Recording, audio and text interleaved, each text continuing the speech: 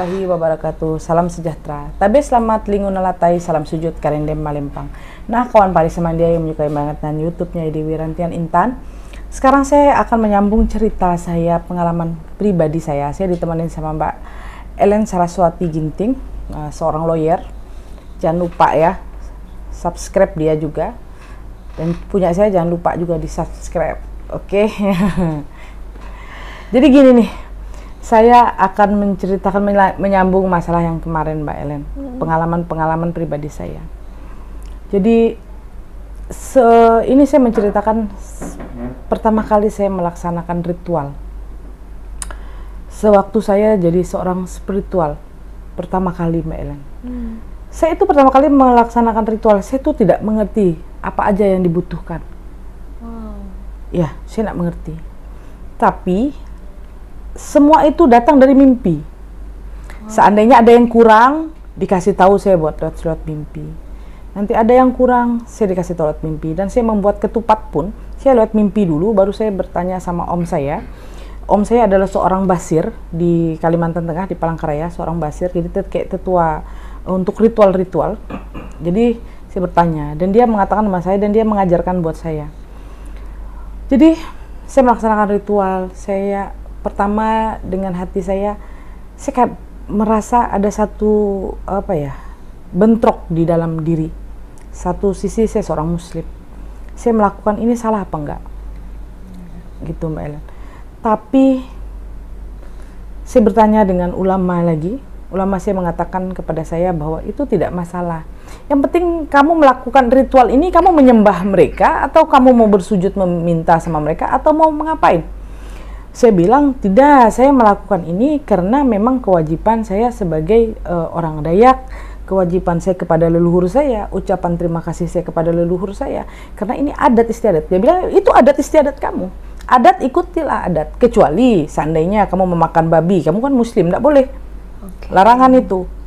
Oh, seperti minuman keras, kamu jangan minum minuman keras, tidak boleh seperti itu. Wow, jadi benar-benar keren banget ini Nyai. Maksudnya kita ngebahas ritual nih. Nyai, biasanya apa aja sih kalau misalkan ritual itu, selain bisa Nyai mengobati gitu kan pasien-pasiennya yang banyak banget nih.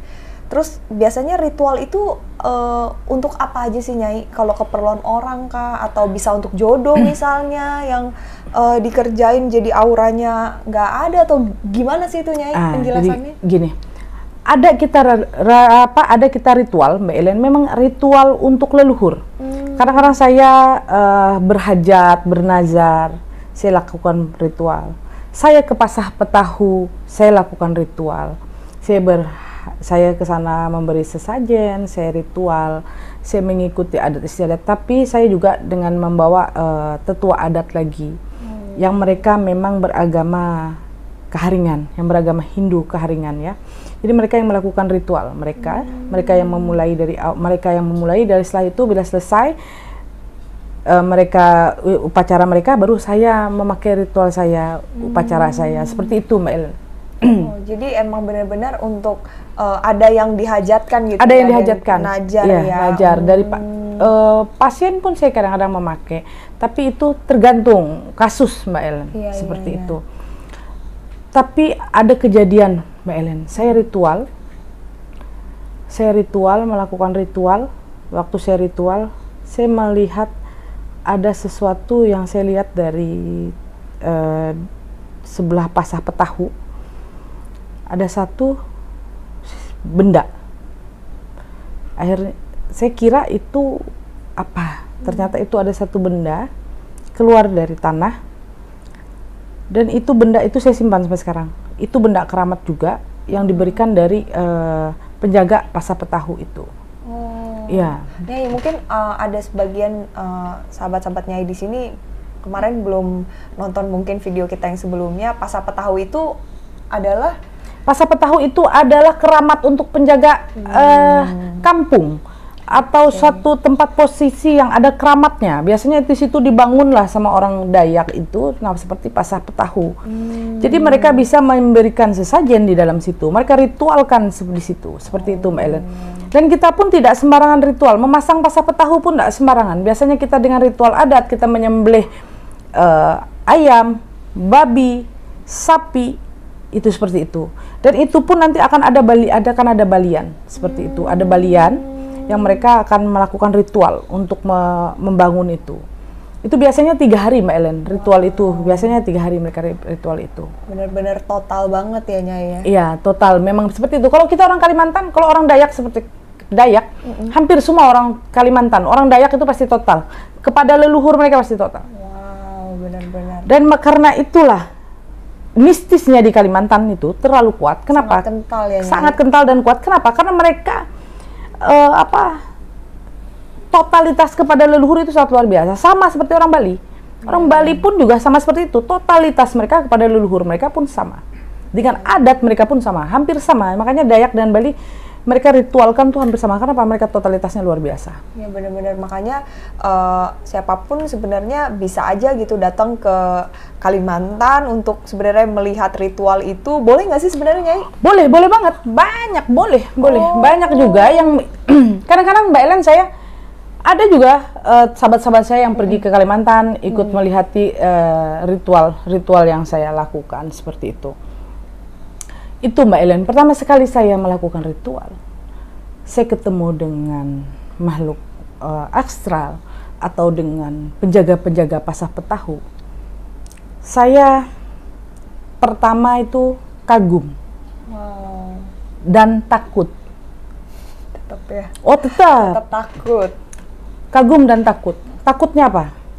Takutnya begini, kata orang tua saya, bila mana atau kakek saya, orang tua saya almarhum dulu mengatakan, bila mana mereka itu ketemu dengan kita, berarti mereka itu senangnya dengan kita. Karena tidak semua orang yang bisa melihat penjaga pasah petahu itu. Tidak sembarangan orang yang bisa melihat makhluk-makhluk atau bukan makhluk ya. Tidak sembarangan orang yang bisa melihat leluhur-leluhur kita. Seperti itu. Oh, jadi setiap keluarga atau jadi pasah petahu ini Nyai di setiap keluarga punya sendiri atau di satu pedesaan ini punya? Tidak, setiap satu pedesaan punya pasah petahu. Oh, setiap ada pedesaan punya pasah petahu. Kenapa? Kenapa ada pasah petahu, Mbak Ellen? Karena zaman dulu itu kan zamannya mengayau. Jadi orang memotong kepala. Jadi setiap daerah, setiap kampung itu pasti mempunyai keramat, mempunyai pasah petahu untuk menjaga supaya tidak ada orang di kampung itu diculik. Seperti itu zaman dulunya. Nah, setelah itu sampai sekarang kita tetap, bagi orang Dayak asli, kita pasti tetap melakukan ritual seperti itu. Untuk menghormati para untuk leluhur, menghormati kepada untuk berterima kasih, ya, gitu ya Nyai. Betul. Wow, berarti keren banget nih. Berarti kapan-kapan aku pengen banget nih lihat Nyai kalau lagi ritual nih sebenarnya. Oh, bisa Mbak Ellen. Nah, pertama kali gitu Nyai melakukan ritual, Nyai membuat sesajennya, ya kan, membuat ketupat tadi Nyai bilang. Apa sih selain rasa takut gitu? Ada nggak sih rasa, aduh ini kira-kira diterima atau enggak ya? Atau aduh apa ya yang akan terjadi setelah melakukan ini? Ada Mbak Ellen. Pertama kali saya melakukan itu, sebenarnya keluarga saya melakukan seperti itu, kakek-kakek saya melakukan seperti itu. Tapi mereka tidak pernah mengajarkan kita untuk melakukan itu. Karena itu kan pilihan nanti orangnya, tidak bisa sembarangan.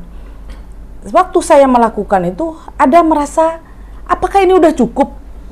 Yang saya lakukan ini, apa salah? Apa kurang? Kita kan nggak boleh sembarangan. Karena kayak kami ini Mbak Ellen, kayak saya itu jadi punya pasah petahu, ada penjaga air. Kalau kita orang Dayak itu mengatakan jata.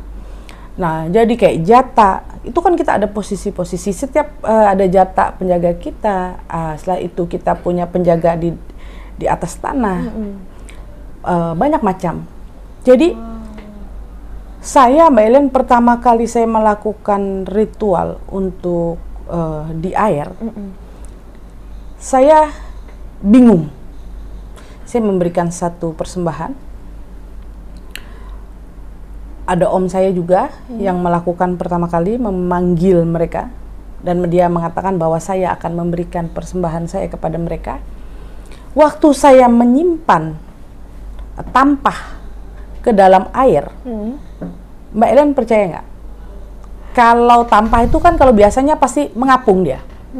Itu enggak Mbak Ellen. Saya simpan, itu langsung masuk ke dalam, langsung hilang. Seperti ada yang menarik gitu ya? Iya. Wow.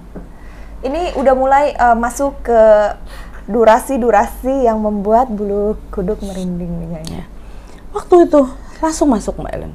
Waktu masuk saya sok juga, kok bisa begini ya? Saya tanya dengan om saya, Om, ini kenapa ya begini? Kata om saya, enggak apa-apa, diterima. Diterima. Setelah itu saya pikir, oh begitu ya. Saya coba lagi Mbak Ellen, di lain waktu saya coba, dia ngapung. Wow. Saya di lain waktu mencoba mengapung. Bener nggak sih? Ini apa? Saya itu orangnya pakai logika kadang-kadang. Saya bermainnya logika. Saya coba, kok ngapung? Setelah itu saya cerita sama om saya ketawa. Saya itu kakek saya pun ketawa. Dia bilang, coba kamu ritual lagi. Kamu sendiri ritual. Saya baru simpan tampah itu ke air, langsung masuk.